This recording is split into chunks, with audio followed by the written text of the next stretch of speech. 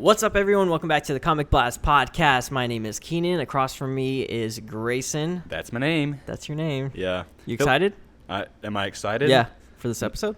Yeah. There's actually quite a bit of Better stuff. I feel like that we're gonna talk about. I don't know. It's weird. Like I feel like we've been recording an episode like every single day because we've seen each other like.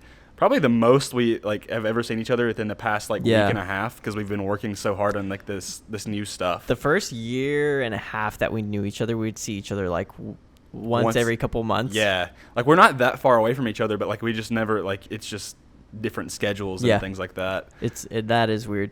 Yeah. And now so in this past week, we've probably seen each other as many times as we did like the first year that we knew each other. That's probably that's pretty cool though. Yeah, no, it is cool. We've been working really hard on a lot of this stuff. We're pretty excited about it. Yeah. I mean, this will be the third episode within a week that we've recorded, which is the most we've ever recorded, I think, in one time span. So we're working hard on it. I'm pumped. If you guys missed out on it, a couple days ago, we dropped our Spider-Man Far From Home review. You can check that out. It was really good. I was really proud of it. We got we got into spoilers, but the beginning of it's non-spoilers, so definitely check it out. We did a Spider-Man week, which is now sadly over, but for us, Spider-Man week never really ends. So you'll probably hear some Spider-Man stuff on this episode as well. And we have a giveaway going on. Yeah. It's pretty cool stuff. We're giving away a ton of stuff. You can win some copies to pretty much every Spider-Man movie. Yeah. In some way, shape, or form, it is every single Spider-Man movie, not including Far From Home or Venom, because Venom isn't a Spider-Man movie. Yes. It never will be. And Far From Home, you just can't really get right now. So if you're listening to us on Apple Podcast, if you scroll down to the bottom of your little screen, you can see that you can leave a review for us. And you can also rate. But if you go ahead and leave us a review, you'll be entered into a contest for a digital copy for either Spider-Man Homecoming, Spider-Man 1, 2, and 3. That's the Sam Raimi trilogy. Right. And then we have 2 different copies of The Amazing Spider-Man 1 and 2 that we're giving away. It's the duology. So you can win a copy of one of those. So that's like a total of 4 actual codes that we're giving away? So, yeah, the duology and the trilogy are set in one code, so it'll be 4 winners. So there'll be 4 winners. There's 4 winners. Let me put this into perspective for you guys. There's 4 winners. We currently have 4 reviews on iTunes.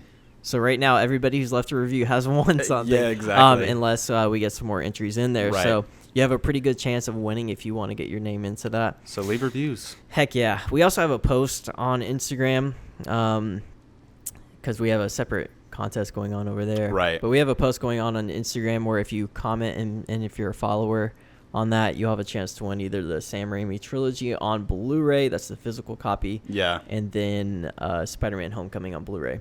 Yep. So pretty simple stuff. Follow us at Comic Blast. I still almost forgot the name. Really? Yeah. Even when it's the same name, at Comic Blast _. Instagram and Twitter. Yeah. Hit us up on Instagram. We have a lot of cool things going on there. Other than that, I think we got all of the information out of the way. We can set the table and get right into the news of the week. What do you got for us first? So the first thing is as you called it, Jon Watts stuff. But yeah, it's like I just disabled my phone because I typed my password in a couple times. Are you serious? Wrong. I was trying to pull up the show notes, and I'm like, "What do you got for us over here?" Because I cannot see it. So yeah, there was a few things that Jon Watts addressed regarding some Spider-Man Far From Home stuff. He was saying how apparently there's the whole Uncle Ben stuff going on. And sorry, I'm messing with my audio right now. Whoops. Anyway, so the first thing was about how he was addressing Uncle Ben's status in the Marvel Cinematic Universe. So is he single, taken? It's complicated. It's complicated. Possibly divorced. God. I mean, I hope he's dead. That's such a funny thing to say, but I do too. So I hope he's dead. So we were looking at this. All right, I'm sorry. I'm done. Okay, go ahead. Yeah, we're awful. So obviously there's an Easter egg in, well, if you've seen Far From Home, there's a small Easter egg. It's not a spoiler, but on Peter Parker's briefcase that he takes on vacation. It would have been a spoiler to me if you hadn't told me, because I did not see it. You didn't notice it at all. No. I noticed it immediately. Yeah. But it says BFP on his suitcase. But currently in the MCU, we literally, like, they've never flat out said that Uncle Ben has died, or they've never even said his name. They don't give a freak about Uncle Ben. It's all about Tony Stark and not Uncle Ben, which is kind of concerning. And so people were like, okay, so does Uncle Ben even exist? And he was, and so here's what he had to say. During a recent interview, director Jon Watts was asked about what the deal is with Ben Parker and confirmed that he does exist. Yes, definitely, he said. Did you notice his initials on Peter's suitcase? No. And then continuing on, we knew we weren't going to tell an origin story, so we just avoided talking about that in too much detail, the filmmaker explained.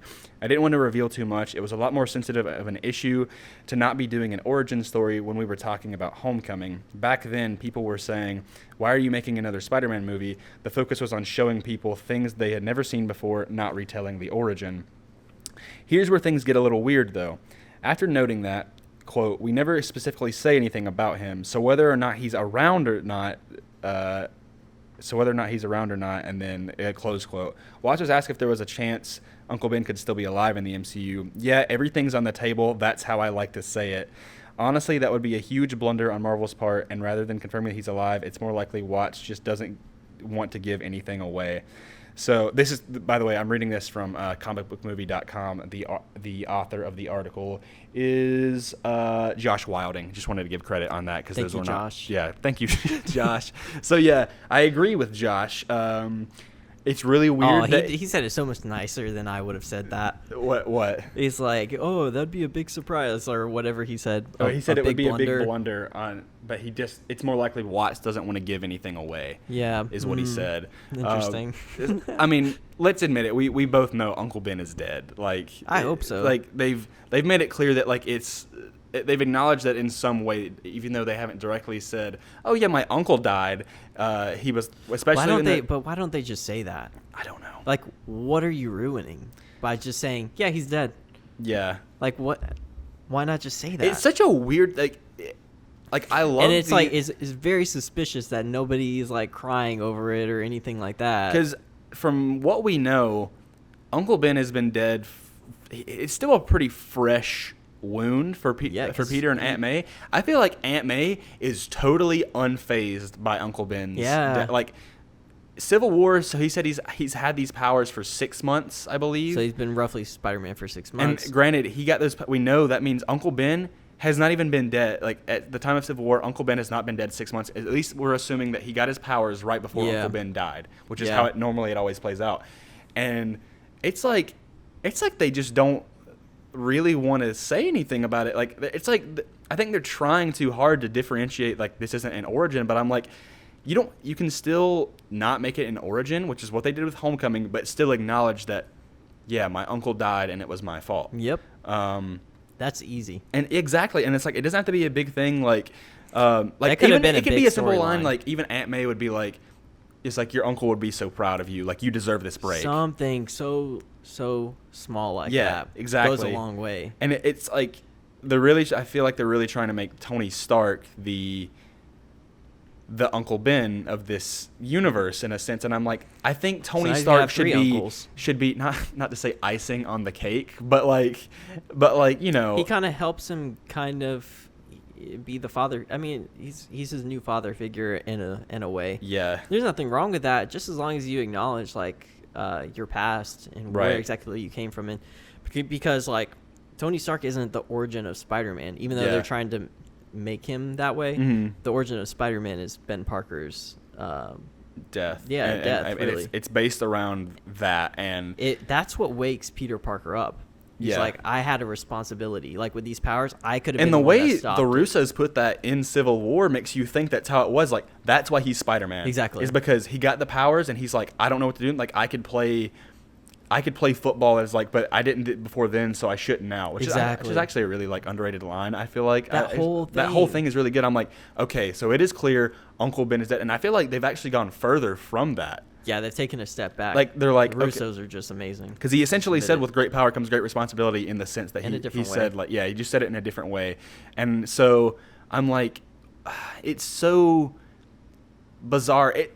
To be honest, it's weird that we're even having to talk about this. Like, you think it would be a no-brainer thing, like, at the very least, oh yeah, Spider-Man, Uncle Ben died. Like, everybody knows that. And it's like, now it's almost like, is Uncle Ben dead?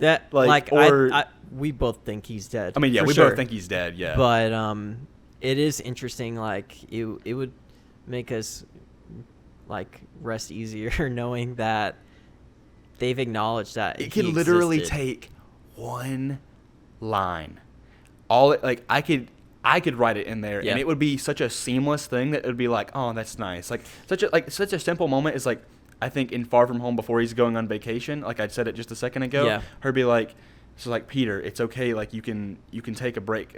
It's Uncle Ben would be proud, you know. Yeah. And so would Tony. That, I feel like that would be a good thing. It's like, that's a twofer right there. Like, that's all it had to take. Or even in Homecoming, like something like that. I think one of the great things that probably could have happened was Aunt May not wanting, like, she can still know that he's Peter Parker.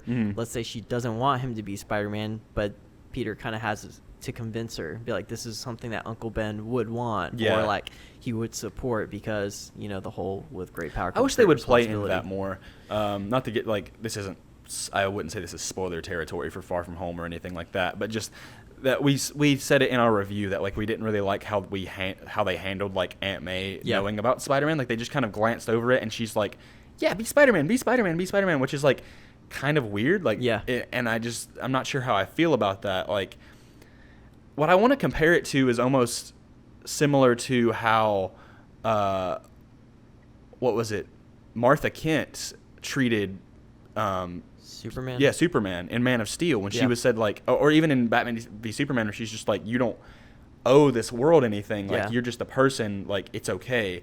And so, like, she understands why he has to be Superman. Yeah. But she, at the same time, she's like, I don't fault you for not wanting to be. You know, it's hard, and I really like that, and I feel like that should be a thing that with Aunt May. But at the same time, like, she's also still proud of him, because she knows that, like, in his mind, because of Uncle Ben, he has this moral obligation to do those things. And so, wait, that's exactly what Uncle Ben says in The Amazing Spider-Man. He's just like, if you have the power to do things, like, you have the moral obligation. That's his way to of do saying those things, it. which is, but still, like, that's the great power. They don't have to show us.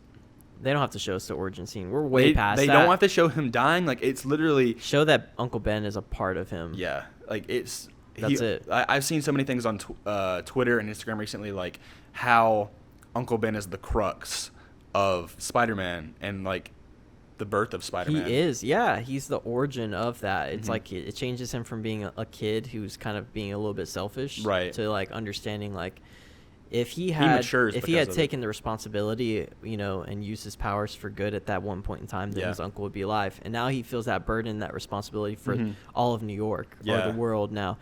So it's such an important part of that character and what makes Spider-Man who he is. And it sucks to see that they could have really played into the whole thing where, if they mentioned Uncle Ben, and then also that Tony Stark died, who was his next kind of, like, uncle-like figure, and, like, that could have really beaten him up, you know, having to go through that essentially twice with that figure dying in your arms twice. They could have really, like, explored that. Instead, it's still really just been all about Tony, which I don't want to get into a rant. We both liked Far From Home. But that's just a little bizarre. My biggest, that's probably my biggest gripe with the whole thing that they're doing with Spider-Man in the MCU. I have to agree. Like, even with someone who I think I like Far From Home and Homecoming, the entirety of the MCU, Spider-Man in general, more than you do. Not that you dislike it. You enjoy it for what it is. I really like it, but at the same time, like, I have to wholeheartedly agree with you that that's the one thing that I don't like them not addressing. And I figured at this point I was like, oh, surely, like, when I watched Homecoming, that was the one thing that I was like, that's so weird that like, in this movie, like, I understand why they didn't say it in Civil War. I was like, that's fine. Yeah. Like, they don't want to get too much into it. But I was like, at least in Homecoming, they'll acknowledge it. Like, you can, because it's his first movie, but it's not an origin. It's just like, we want to pay respects to Uncle Ben without it being like this big drawn out part of the movie, you know? Yeah. And then when that happened, I was like, all right, that's a little weird. And then then obviously the Infinity War and Endgame, I'm like, he doesn't have to be like acknowledge that. That'd be a weird thing. He has such then a I'm, small I'm like, part. all right, Far From Home, surely they're gonna have something. And all it was just Uncle Ben's suitcase. Yeah. Which is just a little off-putting, but it's not a super big deal. We're whiny Spider-Man nerds. Yeah. Yeah. No. Speaking of that, like I kind of want to get into that. I feel like lately, so we put out our Far From Home review, and we're trying to dodge spoilers as much as we can because we know a lot of people have not seen it. So, hopefully we have not spoiled anything. I don't think we have. Have we? I don't know. I got scared for a second. I don't think we have. I think I would have caught it. Like I don't think Yeah. we've said anything beyond. I'm really good beyond at spoiling in-game things. Yeah, I mean, there's people that are worse, so don't beat yourself up about it. Okay. But there's been this whole thing lately where, with Far From Home coming out, there's kind of like been this divide between Spider-Man fans. Yeah. There's like the Raimi like OG purists, and then there's the like Far From Home like.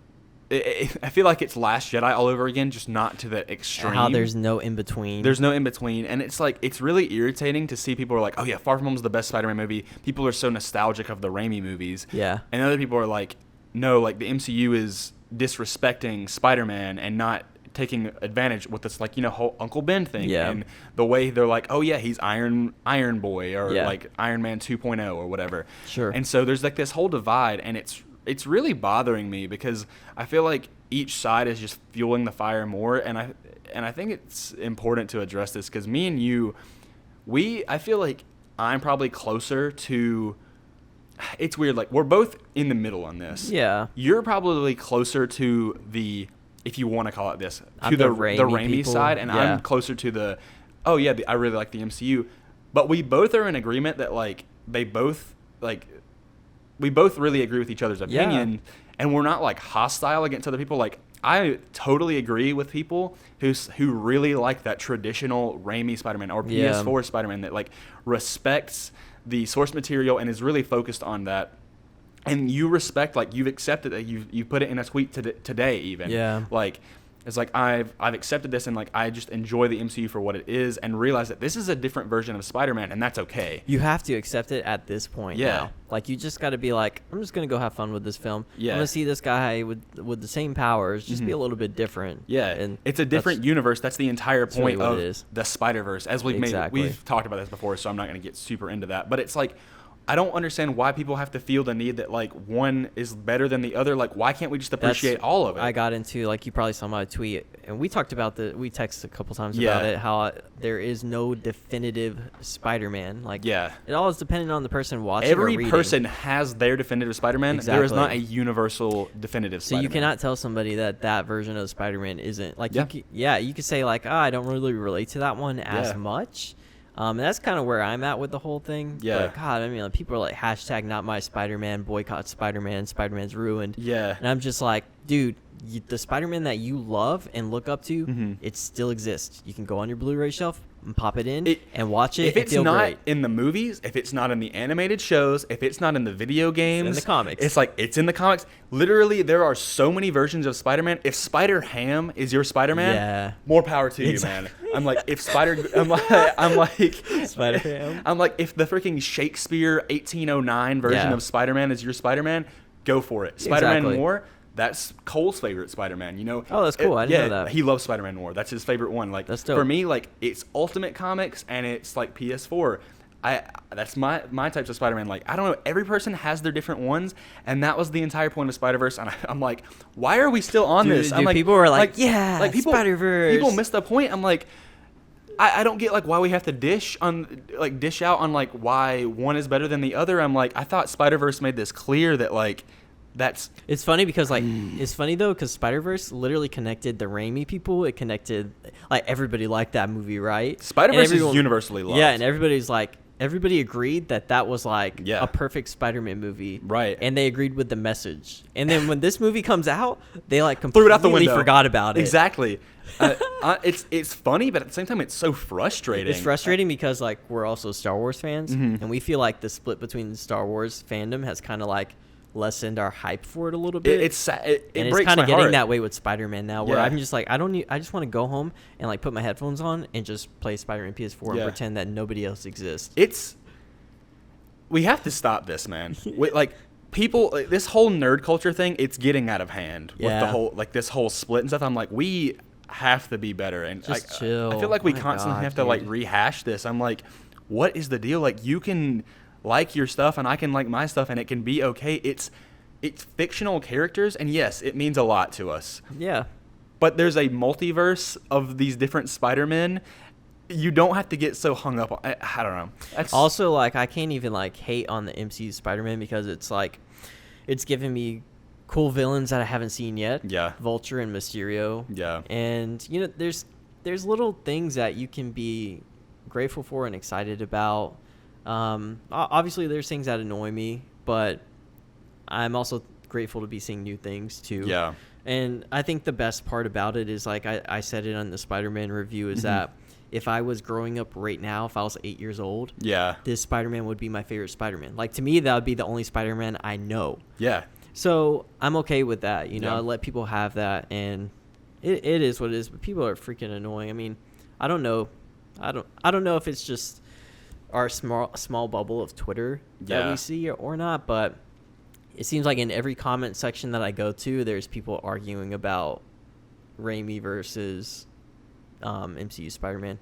It's frustrating. It's really strange, and I feel like there's people that I would not have expected to have been part of this thing, and then they end up dishing the other side, and I'm like dissing the other side, and I'm like, why? Like, what's the point? It's true. I don't know, but that's just kind of I did want to acknowledge. I'm glad that. we kind of got into that though, because I think you and I are kind of on the same page where we don't really publicly talk about things like that on Twitter. Yeah. Because people don't see it as you being unbiased. Mm-hmm. They immediately want to attack you for whatever reason. Yeah. So, yeah. I don't know. We're passionate about Spider-Man. Yeah. I mean, I feel like the past couple of episodes, like, not even just with these past 3, but within like the past 5, we've talked so much about Spider-Man, and maybe it's like a season for us or something. I think it was the Far From Home hype and everything like that. It is that. But it's like, I don't know. It's a character we're really passionate about, but it's bigger than just Spider-Man. You know, like it's just this whole like split between like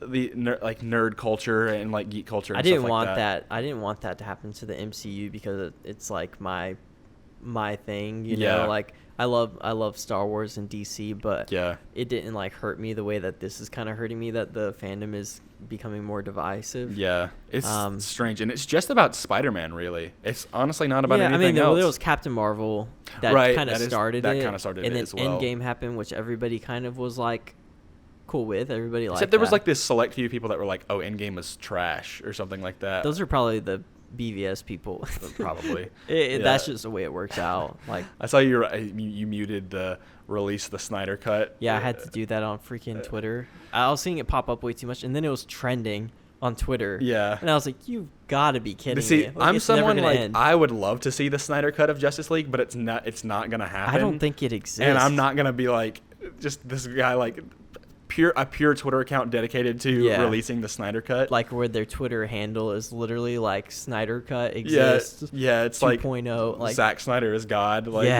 it's like a picture. I love Zack Snyder's DC universe, but I mean, I do too. It's just like, it's annoying at this point. I'm like, they've made it clear that they're not releasing anything. Yeah. I mean, the problem is that Zack Snyder never finished shooting that movie, so it never finished. Yeah, if you were watching the Snyder Cut, like, he'd have to go back and actually, unless you want them to go back and just like change the color grading or something like that to darker, like that's all they can really do because it's unfinished. The CGI never got finished. Let's talk about that, because now that we've actually, I didn't mean for this to happen, but I think it's perfect, the kind of perfect timing. Perfect way to get off Spider-Man. So now we can kind of transition into some of the Superman stuff that like, and we were kind of we wanted to talk about DC and everything. It's been a while, but so there was this. I believe it was is he a writer? Chris McQuarrie. Oh, he's a director. He's a director? Okay. Well, there were some tweets the other day. Christopher McQuarrie was talking about how he pitched a Spider-Man movie. No. Superman movie that was going to tie into the Green Lantern Corps. And, Christopher McQuarrie directed Mission Impossible Fallout also. Yep, big one. So there were some tweets, and essentially it was, I'm going to read these tweets right here. Too complicated to explain. It tied into Superman movie that Cavill and I were proposing. No takers. The studios never cared for my original ideas. They prefer that I fix their broken ones. Green Lantern was a written proposal. Superman was a pitch. So Henry Cavill and Christopher McQuarrie approached WB together with this Superman movie to tie into the Green Lantern Corps, which sounds awesome. Yep. Honestly, at this point, like, I'm happy with anything Superman related, and you can tell that Cavill still really wants to play this character because they went from Fallout and they were like, "Hey, let's go get this Superman movie done." I think this happened last year. Do you think this happened last year? Yeah, I think there was like rumors of there was a rumor that he was going to direct a Superman movie, and I think that's when the talks were happening. Listen, man, I'd be so happy at this point. Like, I just need something Superman, and like it's just so heartbreaking and irritating, frustrating. I don't know, even I could just go on, but like how WB is wasting like this opportunity, and we were talking about this before, and I wanted to leave this at the episode because I think it would be a good discussion. We've talked about it in the past before, but I'm like, I just miss being excited for DC. I feel like recently they've been with the whole after Justice League, they've been really trying to go in like a different direction with Justice League, and with the DC EU, and it feels like they're trying to make like a copy of the MCU. Yeah. Not necessarily a copy, but like they're trying to emulate it a bit. And we were talking like you said something about how it felt like kind of like a breath of fresh air. Yeah, it's like a palate cleanser. Yeah. Where you in between Marvel and DC movies, because right now like it's weird because when people were talking about how Marvel's putting out so much stuff now, and now Disney owns Fox, and now I'm seeing people's point of view with that, where we're getting all of this MCU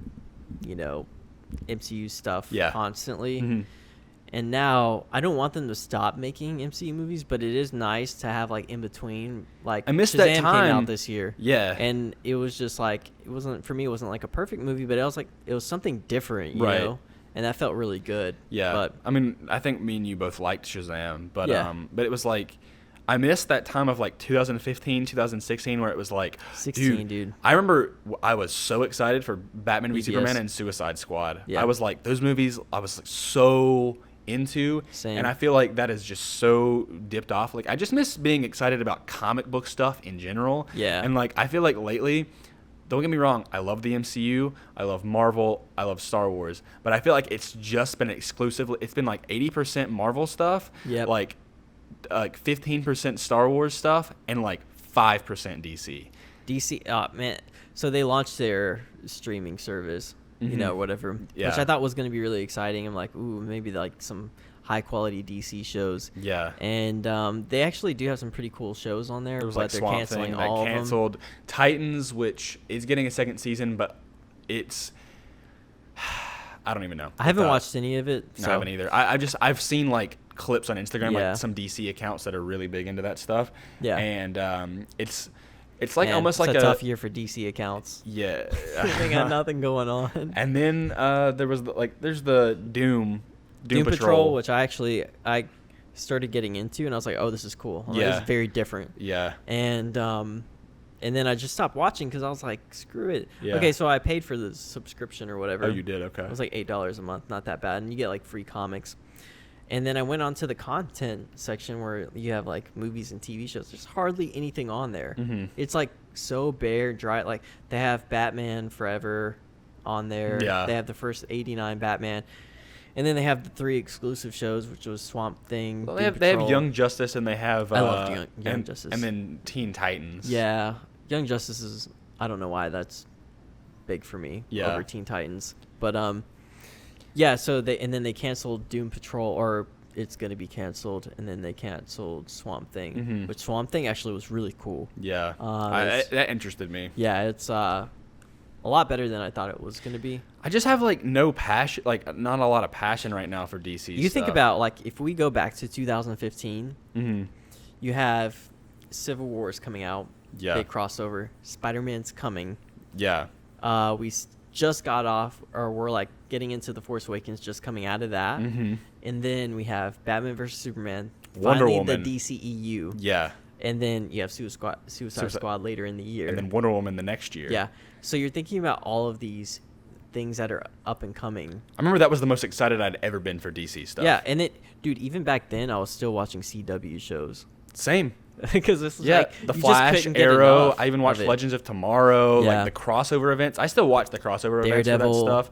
Came out. Man, Daredevil as well. Yeah, like God, man. There was so much comic book stuff. And granted, we have a lot of stuff now, but I feel like it's just all Marvel stuff right now. And like it's love either Marvel. all Marvel or people trying to sort of mimic Marvel. Yeah. Even The Last Jedi, I kind of felt like, man, the way that they were delivering their jokes was like very Marvel-ish. Yeah. Exactly. But and then the only DC EU movie that we got this year was Shazam, which is like straight up like a comedy. Yeah. So it feels really it's the most MCU DC movie. You know what's scary is like I was thinking about this the other day, it's a little bit off topic, but I was like, I really hope people don't forget how great the Dark Knight trilogy was with the amount of MCU movies and the way that DCEU is shifting. I was like, we cannot forget how great those movies were. That was a pretty hype time, too, as well. When Dark Knight Rises was coming out, then the next year we had Man of Steel and all of that stuff. I think around the Amazing that time, Spider-Man was still, like, a thing. Yeah. Good times. Golden days. But they were, like, they're fairly, like, serious movies. I think that we need that's why I'm really excited for the Joker coming out. But I do think we need a little bit of those here and there, and I hope... I was thinking about this earlier today too. I was like, what was the last like serious MCU movie? It was probably Captain America: Civil War. Yeah. And that was 2014. No, Civil War? Or not Civil War. The Winter Soldier. I mean, Civil War was... It was pretty serious. It was serious, I would say. Yeah, that was probably the last serious one. I would say Age of Ultron tried to be serious as well. That was 2015. That was 2015. Yeah, and then they really went full on for comedy. MCU has embraced the comedy side of things a lot. I started to see like the moment was Doctor Strange, which I love that movie. Yeah. But I was like, ooh, this is a little bit forced, like the comedy. Yeah. And now they've really just gone all out for it. Yeah. They've embraced it, is what it is. Yeah. Yeah. And that makes me a little bit worried for Black Widow because I hope it's not that way. I really want it to be like I would love Black Widow to be serious. I want it to be like a spy thriller, Mission Impossible type movie. That'd be whatever, awesome. John Wick-ish vibes. Right. So yeah, we need something like that. That's what I'm someone I do like the Zack Snyder interpretation of DC stuff is like I really enjoyed the kind of the darker, grittier take on that thing, and like it like there was funny moments in those movies too. Like I think people made it out to be way darker than they actually were. But I'm like, the DC universe has always been darker than Marvel. I don't care how you put it, but you've got Killing Joke, you've got Under the Red Hood, you've got like all of these serious, like really messed up stuff. Especially Batman. Anything tied to Batman is like, I'm sorry, it's not going to be happy-go-lucky. It's dark. Yeah, that's the way it is. I think that's what they kind of struggled with at first, though, was that you have to understand your characters, I think, and which characters are dark and which ones are like more hopeful. Yeah. And I think for me, even though I kind of like Batman versus Superman, I thought Superman needed to be a little bit more hopeful. Yeah. So that way there was that contrast between Batman and I think they've Superman. built Superman to be up more hopeful, and I think they can really take Superman in a good direction. If they would embrace it. But the thing is they're not. And but with Batman, like that's why I love the Dark Knight trilogy. Is I'm like, those movies are dark. It's like a breath of fresh air from what we've been getting lately. Exactly, and I just feel like now they're trying to make a lot of the. I hope the Batman is. I feel like it's going to be. Yeah. But we got the Joker. That's going to be something so different. Yeah. There's no way that movie's going to be. If that movie ends up watching being, he's like, my life's like. He's like, it's not a comedy or it's not a tragedy. It's a comedy, and he actually takes it literally. Like it's just a funny movie. Yeah. God, that would be. I would not be happy with that. Yeah. I'm really ready for like. Inevitably, it's going to happen. I firmly believe it will. But I'm ready for DC to find their footing. Yeah, with this universe. I think next year is going to be really. is going to be really telling. Like whatever happens next year with their movies is going to tell us what the future of the universe is like. Because next year we have Birds of Prey and we have Wonder Woman 84 or Wonder Woman 2, whatever. Oh yeah. And then what else? Sorry. Oh, was that you? Yeah. Okay. Chair. First, just for some context, my chair was like vibrating, and I thought, the way we have this set up on our chairs, it's like we have some support things that aren't like they're stable. Yeah, they're not entirely stable, and I legit thought my chair was falling and about to collapse, and so I was like kind of freaking out. The look on your face now I was looking down, I was like, so oh my god, my chair's about to break. I'm sorry. Oh my god, I wish we had the camera rolling. So funny. Hopefully soon. Yeah. I don't know. I got totally derailed from my impending doom. I'm done. So yeah, I guess we'll hop off of the whole DC thing. Yeah. And we'll go back to kind of what was next in line. So this is pretty big news. For San Diego Comic-Con, they announced yesterday, or at least San Diego Comic-Con's website. I don't think Marvel Studios announced officially, but on their schedule, I believe it's going to be like July 20th. It'll be a Saturday night. Marvel Studios is going to host an hour-and-a-half long Hall H panel at San Diego Comic-Con, and yeah, I am hype. Yeah, I mean, I really hope this is where they're going to announce their next like phase for, or like their phases, whatever and everything, it is, like phase 4 or whatever they're going to call it, with all of their new movies and stuff. I think it'd be cool to have some of the actors there, just to kind of like, it'd be cool to have like Tom Holland and like Scarlett Johansson, just people that like are going to be the next wave. Yeah, the next wave of stuff. Maybe Brie Larson, Benedict Cumberbatch, people like that, or even some of like the TV show stuff. Maybe they'll talk about that there as well. I get the feeling that they're probably going to talk a lot about the TV shows and then the next movies. I think that's going to be their sole focus. What do you think it's going to be? It's going to be Black Widow for sure, and then maybe the Eternals.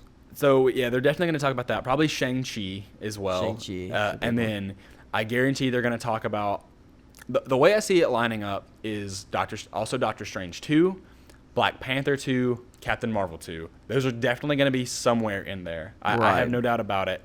And I'm hoping the way they do it is if it was like back in 2014 or 15 when they announced all the way to, which is so, remember that's, I loved when they did that. That was such a like long time ago. I feel like that they announced all the way up till Endgame.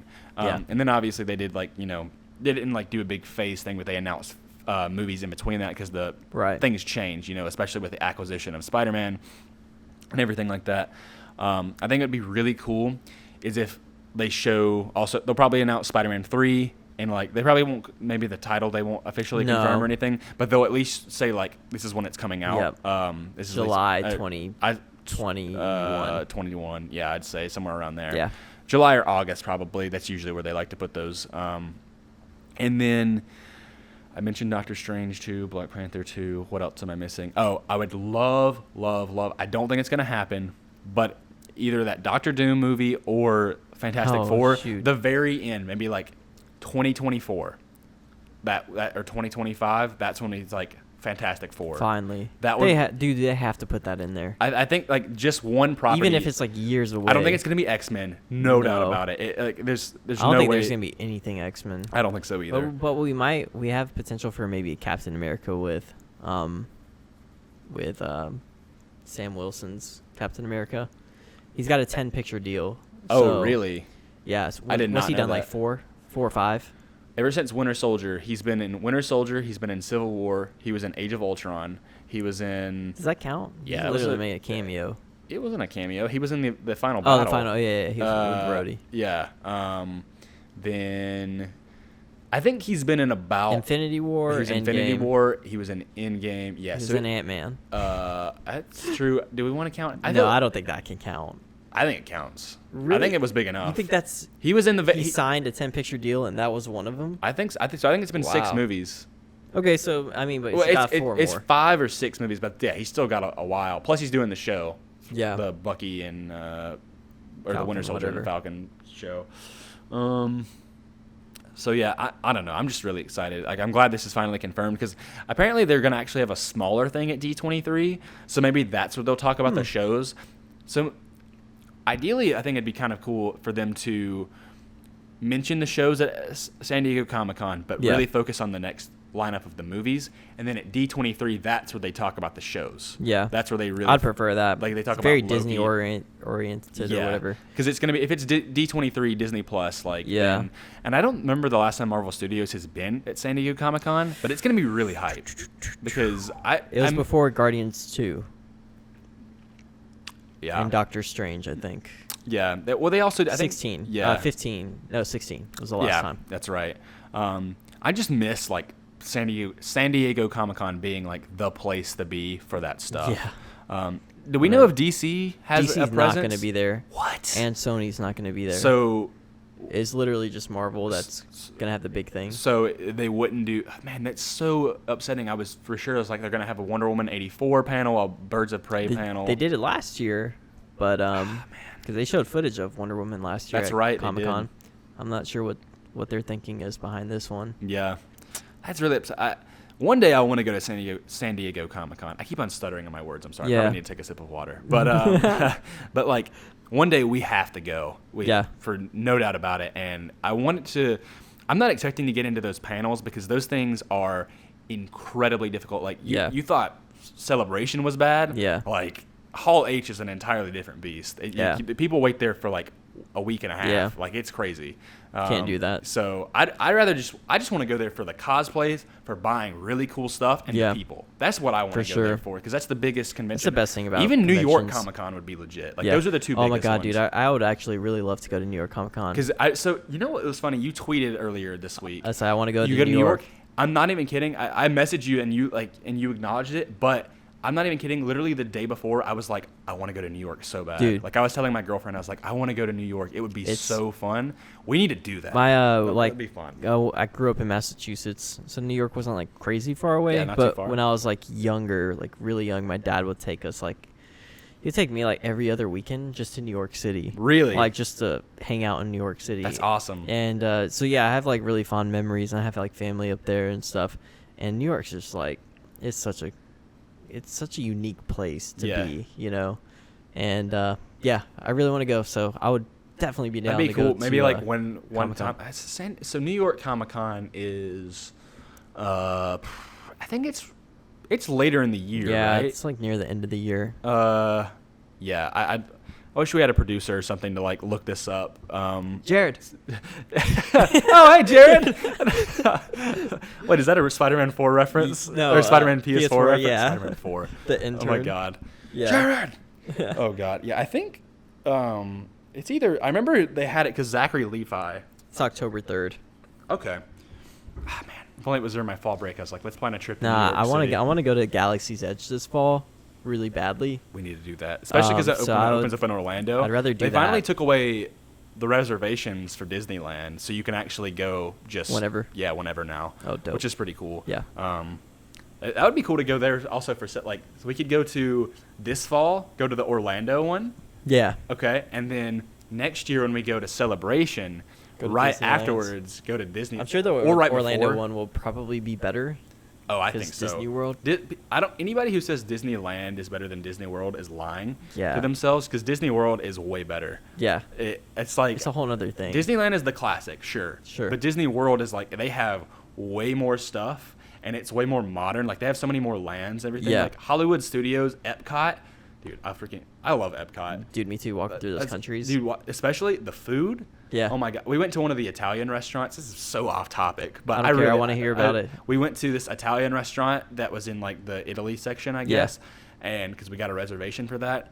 Oh my God. Good. That Italian food. It's like $1,000 for the food. Oh yeah, I think I sold my soul. Yeah. No, I don't know how much it was. I'd have to ask my parents. It's probably like $40 for a plate or something. I mean, the reservations though for those places are like really nice, like especially like the character themes ones. We went to a breakfast one at this like kind of hotel place, and it wasn't a land, but it was off, and you don't have to stay there to get a reservation to eat there. But I remember like all the characters would come through the tables and stuff, and like we talked to like the Mad Hatter and everything, and it was like a breakfast buffet. And just if anyone wants to like to get to my heart, breakfast buffets are that'll be my favorite. Really? Breakfast is my favorite meal of the day, And buffets, I mean, you combine the two, give me a bunch of waffles and sausage and bacon That's and eggs, interesting. pancakes, dude. I had no idea. Oh my God.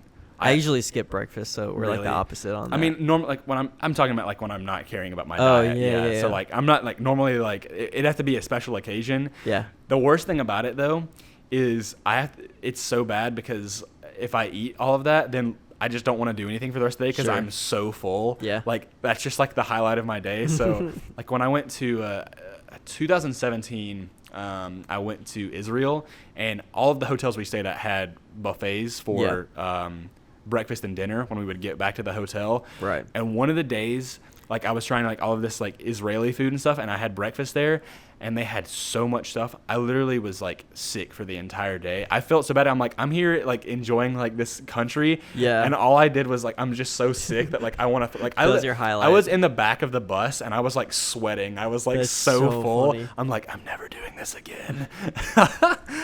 That's interesting. I learned something new. Yeah. So breakfast. I Yeah. love breakfast. Where were we? Where did that? That was San Diego Comic-Con MCU, and we got to me eating at breakfast Then we went buffets. to New York, and then we went to Orlando. We're planning out our vacation went to on the Israel. podcast. So funny. Anybody want to come with us? No. We still have two things left here. What do we got? Another thing. So we've got the Kevin Feige was talking about the Defenders. Oh yeah, let's talk about that.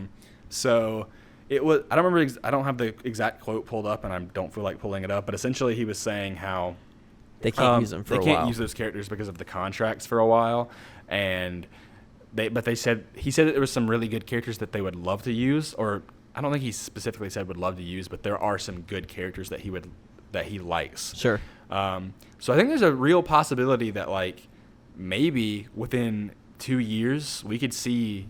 I would love to see Punisher and Daredevil. You know, it's crazy. It seems like a long time, but we waited 2 years for Daredevil season 3. So Yeah. that puts that into perspective. We waited. 2 years.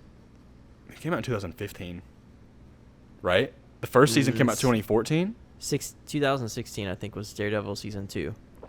All right, got to look this up. And then 'Cause I thought it was 3 years. 18 was 3, because they had Defenders in between. Daredevil. Sorry, this like ruins the pacing of this so much, but I have to. Daredevil season 2. Okay, 2016. I'm an idiot. It's okay. So yeah, we wait technically over 2 years though, because season 3 came out in October. Yeah. So it was actually 2 years and 5 months. So we're just waiting another 2 years, and we're gonna see him in Spider-Man. That would be. That'd be cool though. That would be so cool. I saw an article that it was more of a theory really than anything. Yeah. But it would be so cool. I'm not gonna spoil anything for Far From Home. Oh but, yeah. But yeah, if, I know what you're talking about. Yeah. If he popped up, Matt Murdock, maybe. Matt Murdock popped, because I think what I really like about the MCU Spider-Man films, back to Spider-Man, is the ensemble films. Like I like how they are ensemble films. Yeah. Like because he's in the MCU, like there's always another character that's kind of tied to him. Yeah. So with Homecoming, it was Iron Man. That was kind of the big push. And then with Far From Home, It was a group of people. I would say it was like Nick Fury and Maria Hill. You know, those were the Shield in general. That was the kind of the team up there. Spider-Man 3, if they get Daredevil, that'd be really cool if they got Spidey and Daredevil teaming up. And then inevitably down the line, I want a Spider-Man Fantastic Four ensemble, because I love their like some of my favorite comics. There was one, and it's in a comic where Johnny Storm dies, and Peter Parker is talking to Franklin Richards. And he was saying he was like really sad. He's like, Uncle Johnny died, and he's like, my uncle died too. And it's that like I read it and I cried. That's awesome. It was one of the most heartwarming and like beautiful things I've ever seen. But I just love like his relationship with the Fantastic Four. Like it's kind of like his extended family.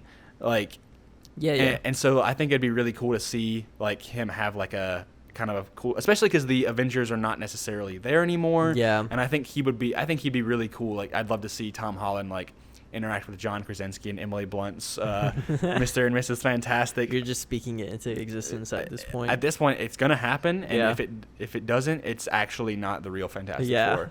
It better happen. I mean, think it can. I mean, there's a good chance, and I think he's acknowledged. John Krasinski has he would love to do that. Yeah. There was he's one of those actors that I feel like Marvel's tried to do something with multiple times. Yeah. And it just hasn't worked. We know it's with reason. Captain America and Black Widow with those two.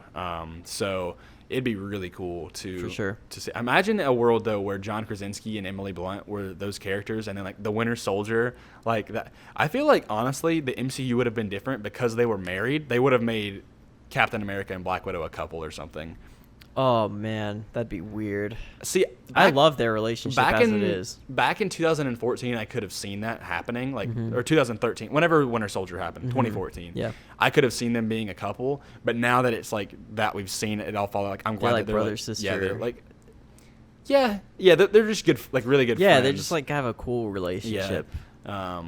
So it's interesting to see. I feel like there's things that they had planned out with the MCU, but at the same time, there are things that they definitely played by ear. Yeah. That they went along, especially with Spider-Man's involvement and everything. But anyway, back to the Defenders. I really hope we see them in the movies. I'd love to see Punisher. Honestly, but I have to be honest. I don't want to see these characters for a long time unless they're the same actors. Oh, that's what I'm. Yeah. If they're not the same actors, I'm just wait because I need time to grieve their loss. At the very least, Matt Murdock or Charlie Cox is as Matt Murdock and John Bernthal. I forgot to mention yesterday. So my mom, she's not really big into TV or even movies, but she's really big into Stranger Things, right? Mm-hmm. And that ended, so she was pretty depressed that it was over. And I for years, for probably about 2 years, I've been begging her to watch Daredevil. She's not really into superheroes. Interesting. Or she's not into action or anything like that. And so I went to work. She texted me at work halfway through my shifts, and she's like, "You're right. Daredevil's amazing." Oh my god. Yeah. So she's now into Daredevil. So I thought it was really cool because she's not into anything like that. That's cool. So it just shows the power of that show. Daredevil is such a good show, man. Yeah. And I want to see a continuation of that. The character. That character from that interpretation. There was so much that was so perfect about it. Yeah. I loved it. And I'd love to see Tom Holland, Spider-Man, or any of those characters, just be with them. I think it would be really cool to see. Yeah, Peter Parker, he's right in the heart of New York. He needs to kind of be interacting. And I think it'd just be a waste to totally reboot those characters. You've already got them fleshed out. Oh my god, it'd be cool to they had those shows, and now they can finally put them in the movies. Yeah, and I think that would be really cool, especially with this break. I feel like it would be fresher to be hey, introduce them into the movies, and then oh wait, these shows are on Netflix. I feel like inevitably we'll probably get whether they'll always be on Netflix. They probably will, I assume, but they made Blu-ray versions of them. You can buy Daredevil season 1 on Blu-ray and stuff like that, and you can find it. So people will go back and actively seek those out, and I think it probably would give a boost to that. So we'll see. I really hope they come back, though. I really miss John Bernthal and Charlie Cox's interpretations of those characters, because those were the highlights for me. Also, Wilson Fisk. Oh, yeah. I want to see Spider-Man against Vincent D'Onofrio's Wilson Fisk. That'd be amazing. That'd be awesome. So yeah, we're on the last thing. I feel like this has been a whirlwind of an episode. I think it's just we're kind of disoriented from this whole past thing going on with the past. But the last thing, honestly, I thought we were out of things to talk about, so I have no idea what you're about. so it's a smaller thing. I guess we'll talk about it. Oh, but yeah. Jurassic World Fallen Kingdom director is supposed to be helming the Lord of the Rings Amazon series. I'm literally drawing a blank on his name. AJ Boye. No. J.A. J.J. Abrams. No. Yeah. No. AJ Boye is the name of a football player. I don't know why. It's J.A. I'm looking it up. I don't know. I don't know either. Oh my god. All right. I feel like we're really I'm a mess today. The Jurassic World director. I can't even think of it. J.A. something. It's the second director. Jurassic Lord of the Rings series. And Grayson's trying so hard to look up. Oh my god, why can't I find it? He's struggling so bad. All right. No. All right. You know what? What No! Oh my god. All right, we need a camera in here. This is so funny. Oh my god. All right. All right, dude, look up. Yes, I'm doing. I'm dying. This is how we lose all of our Fallen viewers. Kingdom. Oh my god, dude, this episode. J.A. Bayana or whatever it's called. but yeah. All right, have you seen that movie? No. Jurassic World: Fallen Kingdom. Oh, it sucked. Oh, all really? right, yeah. Okay. I'm really excited for this series. Yeah. What else has he directed? Can you pull that up? Maybe we can get some sort of hope. Yeah, I'll look it up and see. J.A. Bayana. Boy, Bayana. Bionicle. He is Anything cool? he did that movie The Impossible that has Tom Holland. And yeah. it's like that I movie. haven't seen it. Anything else on there? Let's see. The Lego Batman movie. Nah, he didn't do that. Why is he on there? Nah, he didn't do that. Look at IMDb. Yeah, he didn't direct that. I can't remember the guy's name, but he didn't direct that. I know for sure. Yeah, he directed The Impossible, directed The Orphanage, A Monster Calls. Boy. Uh, Monster Calls was pretty good. Jurassic World, Fallen Kingdom. I don't think he did a Monster Calls wasn't that great, actually. I think he produced... No, didn't produce that. Man, I have no idea about this. I love The Lord of the Rings, and I'm really excited for the series. But it's such an interesting choice for a director. Wait. He's not directing like every episode though, right? Isn't he just doing It says like the first... episodes 1 and 2. That's it? Okay, so Yeah. I have nothing to be stressed about. Pre-production. And besides, I feel like directing with TV shows is different than movies. Yeah. Where it's like you have a lot... Because you have different directors for different episodes, like it kind of integrates differently. Yeah. And... There's like, got to be somebody that's like ahead of all of this, like of all production producer. Exactly. Kind of like how Favreau is over The Mandalorian, but he's not directing every Exactly. episode. Like Taika Waititi, Bryce Dallas Howard, like... Oh, that's not that bad. I don't know why, but I was thinking like he's going to be doing like all the episodes. Yeah, I don't think he okay, is. I'm okay with that then. Yeah, I'm fine with it too. I mean, like, are you a huge Lord of the Rings fan? Or I'd say I'm like a pretty decent Lord of the Rings fan. I would say that too for me. Like, I don't know everything. I will say this, like, the way I see it is, so I have like my core 3 group of friends, like small group of friends. Sure. I would say I'm the biggest Star Wars guy. Yeah. Then Cole, he's pretty close to me, or maybe he's a little bit ahead of me. Yeah. I'm not sure, but he's the big Harry Potter guy. Okay. And then my friend Jesse, he's the big Lord of the Rings guy. Rings. Like, he knows crazy knowledge about Lord of the Rings. So we're like the trilogy right there, like Harry Potter. I mean, we all like all 3 of them. Sure, yeah. Like, but there's always the top dog. Exactly. And so, like, if anything, like, I'm also the Marvel guy. Like, I'm the Star Wars Marvel guy, and so that's kind of the thing. But at the same time, like, I do love the Lord of the Rings movies, and I would love to read the books one day, and especially any like the Silmarillion, which is kind of like almost like the lore book of Lord of the Rings. Yeah, I don't think they have. I don't think anyone has movie rights for that. Yeah. I think that they only have rights to do the movies for the Lord of the Rings. Yeah, there's a lot of different. It's very complicated, that whole situation. Yeah, the whole Lord of the Rings rights and stuff is really weird.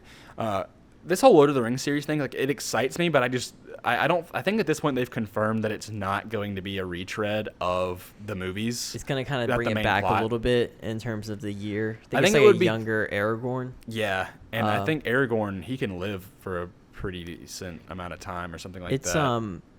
It's supposed to be one of the highest budgeted shows. That's what I heard. Yeah, so that's kind of exciting. Like I think what people we're hoping this is like the new Game of Thrones, but Lord of the Rings. I mean, they're putting in the budget for it. Yeah. So. I always get concerned, though, with Amazon series, because I feel like if you have to, like, in terms of, like, the quality of shows, it's like HBO is number 1. For sure. Then, like, Netflix is number 2. Then Hulu. And then I feel like Amazon is at the bottom. Yeah, they have, like, some okay movies every now and then. Yeah. But nothing that's, like, especially like the Amazon shows. Like, you have like things Jack Ryan, which is like everything. Like, all of those are like they bring in mediocre. big actors too, though, for those things, and they never really blow up. Like, people aren't talking about them.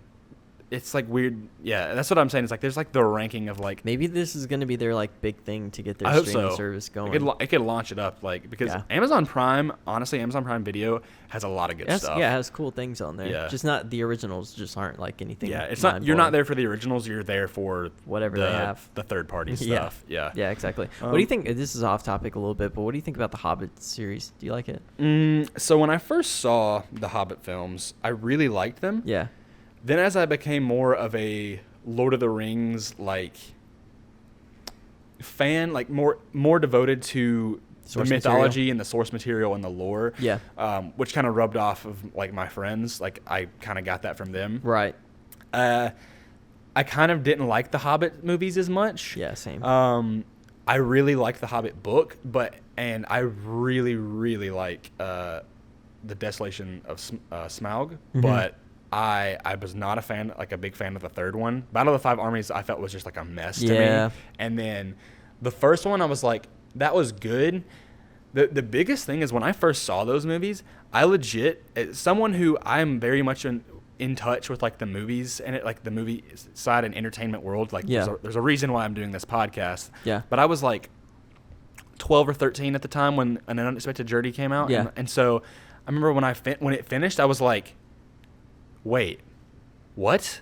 I was like, this movie's been going on for so long and it just ended. I was like, why? Like, and my dad didn't know either. Yeah. And so we were like so confused, and we asked people who we watched it with because I saw it with some like classmates or whatever. They're like, yeah, they're doing 2 more movies, and I was like, no freaking way. Yeah. I was like, you have to be kidding me. I just watched 3 hours of that movie, and I have no idea. I'm like, it hardly made a dent into the story. I was like, the Hobbit, like they covered barely anything. No. I was like, they literally made it. Stretch that as long as they can. Yeah, and originally from what I heard, the Hobbit was supposed to be 2 movies, which I think would have been better. You know what kind of happened was there was a whole Guillermo del Toro was supposed to direct those movies, and then there was like some sort of whatever studio thing going on with him.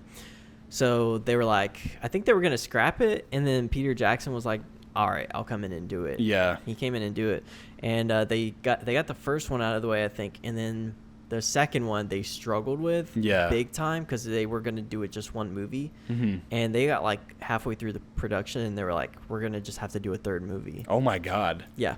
So that's like how messed up it got. I think that's what I blame. There's like a mini documentary on YouTube with it with Peter Jackson. There's like this part where I feel so bad for him because he's like sitting in the corner on a floor with like his head in his hands. Oh my God. And he's like really stressed out because he's just like, they needed to get this movie done, and they didn't even know where the story was going or anything. They were just like trying to get it out. I think if he was there from the beginning, it would have been a much better series. One of the worst things is the CGI, the overuse of CGI in that. Compared to the Lord of the Rings, where it has such great use of CGI and practical effects. Like, I think they didn't have time to build the sets that they needed for these things, so they were just like, screw it, let's put in a blue screen and let's just CGI all this stuff. Right. And it turned into a big disaster. Like, I've gotten to the point where I just can't watch those movies anymore. Yeah, I see.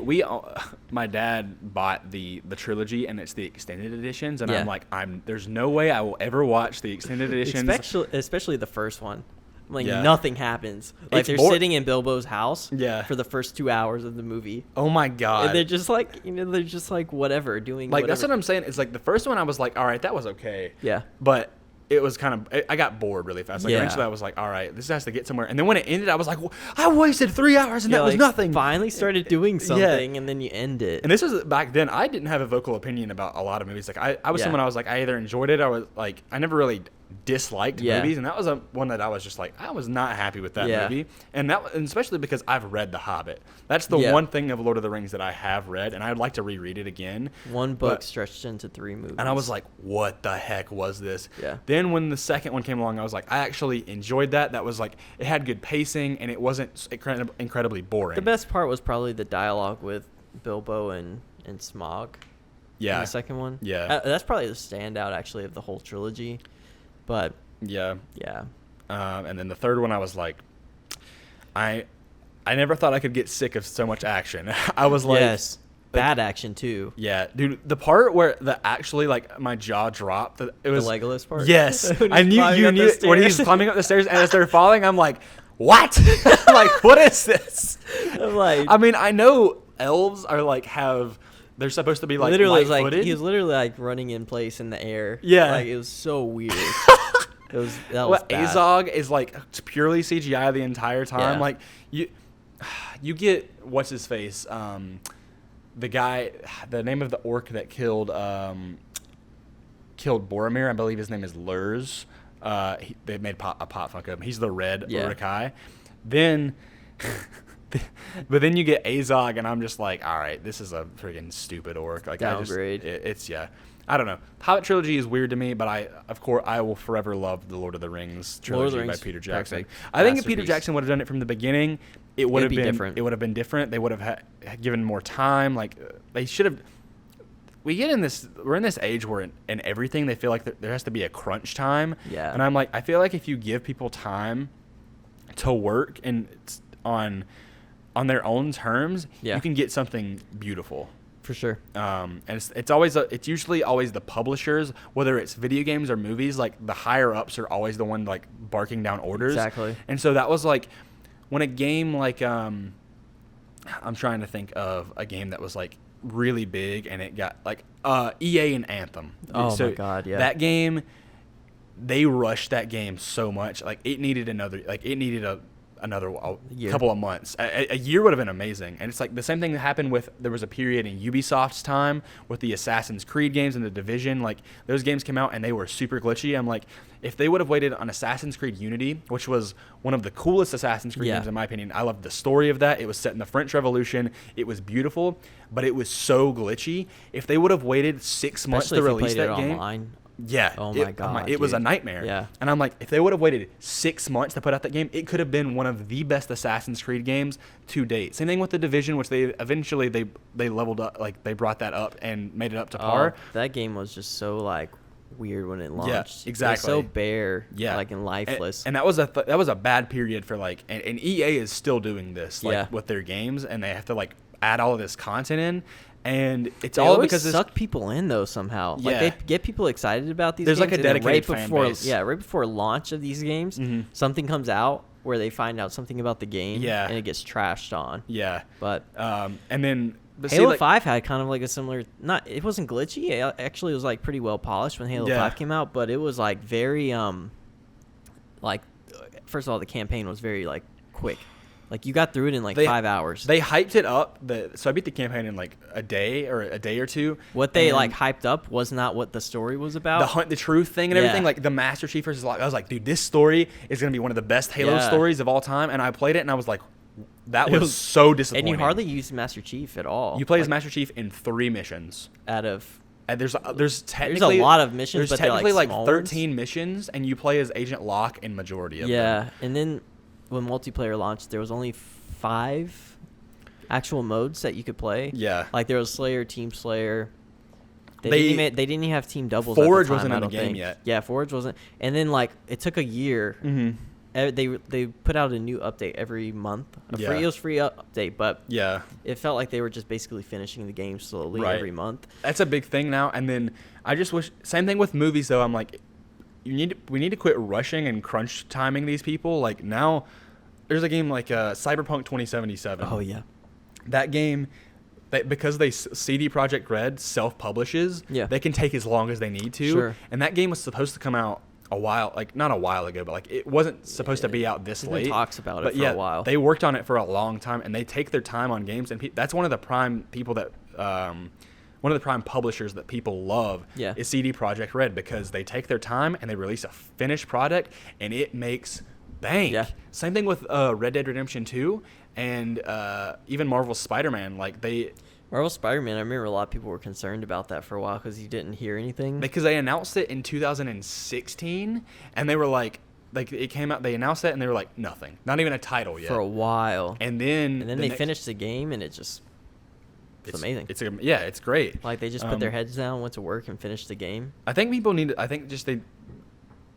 to realize that you can't rush art, you know? Yeah. I know that's like a cheesy saying, but like you can't rush these things. You want it to be good. Yeah. So I hope they don't do that with the Lord of the Rings series. To kind of bring it back full circle. Like we've been hearing about this for at least a year and a half now. Yeah. So, and it's still like in pre-production. Pre-production. Yeah. I don't know when this is supposed to come It's gonna out. be a while, I think. I think it's going to be at least 2 more years. I'd say at the very least like late 2020. Yeah. So whether they're going to do a massive episode dump or they're going to do it like one episode at a time, but we'll see. We will see. Yep. But yeah, that's gonna pretty much do it for this episode of the finally Comic Blast everything. podcast. I feel like this episode was a roller coaster. Yeah, I but had fun though. Yeah, it was It good. was awesome. So we'll be back next week, next Monday or Tuesday. Finally get an actual week-long break. I never have to Yes. see. I don't have to see Keenan's face Yeah, again. I got a week for all that whole week. So Yeah. the I'm next time sorry. you see me will be my first day off of the week. Oh my God. R.I.P. me. Maybe you need to just a break and we can put it out on a Monday or something. We'll Nah, see. We'll be good. All right. All right. Thank you guys so much for listening. Be sure to follow us on Twitter and Instagram at comicblast_. Subscribe to our YouTube channel if you're listening there. Rate and review. Anything else you want to add? Dark Phoenix review. Oh, shoot. Oh, we didn't get time to do that today. Yeah. All right. Next week, we'll do our Dark Phoenix review. Yeah, next All right. week We'll for get sure. that done next week.